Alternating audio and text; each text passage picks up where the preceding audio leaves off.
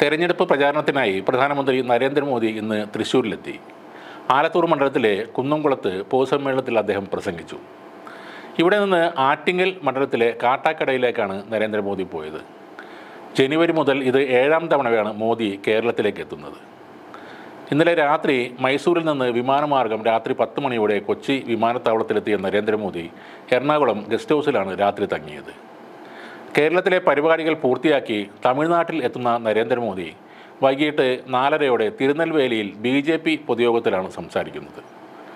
സംസ്ഥാനത്ത് BJPക്ക് ഏറ്റവും കൂടുതൽ ജയസാധ്യത കൽപ്പിക്കപ്പെടുന്ന മണ്ഡലമായ തിരുനെൽവേലിയിൽ പാർട്ടിയുടെ നിയമസഭാ കക്ഷി നേതാവ് നയിനാർ നാഗേന്ദ്രനാണ് സ്ഥാനാർത്ഥി.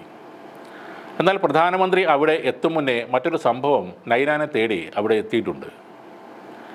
ചെന്നൈയിൽ ട്രെയിനിൽ നിന്ന് 4 കോടി രൂപ പിടിച്ച സംഭവത്തിൽ തിരുനെൽവേലിയിലെ BJP സ്ഥാനാർത്ഥി നയിനാർ നാഗേന്ദ്രൻ അടക്കം 3 പേർക്ക് സമൻസ് നൽകിയിട്ടുണ്ട്.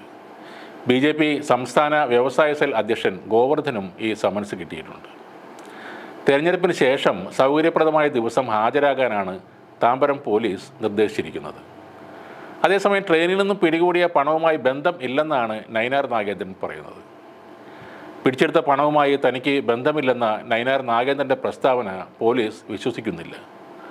കാരണം പ്രതികൾ ട്രെയിൻ യാത്രയ്ക്കുള്ള എമർജൻസി കോട്ടയ്ക്കായി അപേക്ഷ നൽകിയത് നയിനാരുടെ ലെറ്റർ പാഡിലാണ്. സ്റ്റേഷനിലേക്ക് പോകും മുമ്പ് ഈ 3 പേരും നയിനാരുടെ ഹോട്ടലിൽ തങ്ങിയതും നയിനാരുടെ തിരിച്ചറിയൽ കാർഡിൻ്റെ കോപ്പി ഇവരുടെ കൈവശം ഉണ്ടായിരുന്നതും സംശയകരമാണെന്നും പോലീസ് പറയുന്നു.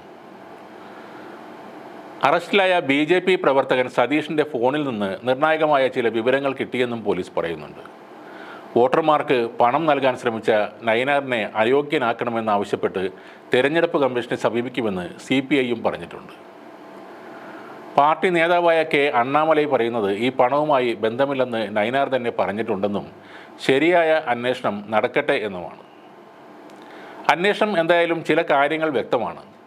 യാത്ര ചെയ്യാൻ എമർജൻസി കോട്ടയ്ക്കായി നയിനാർ നാഗേന്ദ്രൻ്റെ ലെറ്റർ പാഡിൽ അപേക്ഷ കൊടുക്കുക, നയിനാരുടെ ID കോപ്പി കയ്യിൽ വെക്കുക, യാത്രയ്ക്ക് മുമ്പായി നയിനാരുടെ ഹോട്ടലിൽ താമസിക്കുക.